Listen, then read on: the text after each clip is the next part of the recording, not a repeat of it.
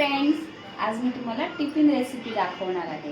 So आज मी बनवणार आहे मुलांसाठी आमच्या चंगू मंगूसाठी डोसा. सो मी हे डोसा बॅटर तयार केलं आहे, रात्री ठेवलेलं वाटून फर्मेट व्हायला.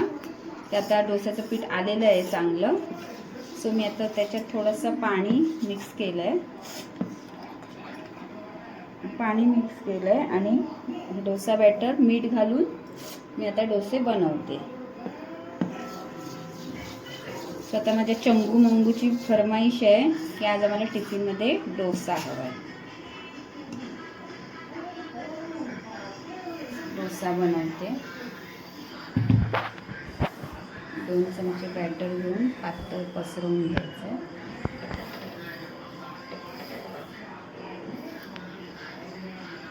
आणि वरून आता थोडंसं आधी तेल नाही लावायचं तव्याला, डोस्याच्या पाणी शिंपडून कपड्याने पुसून घ्यायचं, मग डोसे चांगले येतात. आणि मग वरून असं तेल घालायचं. आता मी बनवते डोसा चंगू मंगूसाठी. चंगू मंगूच फेवरेट डोसा आहे हा, त्यांना खूप आवडतो. सो त्यांची आज फरमाईश होती की मम्मा आज आम्हाला शाळेच्या टिफिनमध्ये काय पाहिजे? डोसा. ओके. डोसे, इडली, सांबार, चटणी. डोसे, इडली, सांबार, चटणी.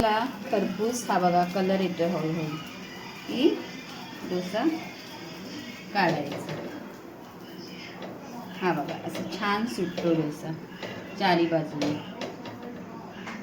तेल घातलं ना की डोसा छान येतो. हा बघा असं छान कलर आलाय त्याला, लाल, आणि डोसा कुरकुरीत झालाय, क्रिस्पी. जो क्रिस्पी डोसा असतो तोच खायला एकदम टेस्टी लागतो.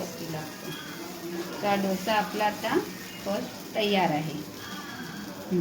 फ्रेंड्स बघा, मी हा नारळ फोडलेला आहे. तर चटणीसाठी आता मी नारळ हे करते, म्हणजे नारळाची चटणी बनवायसाठी मी नारळ फोडलं आहे.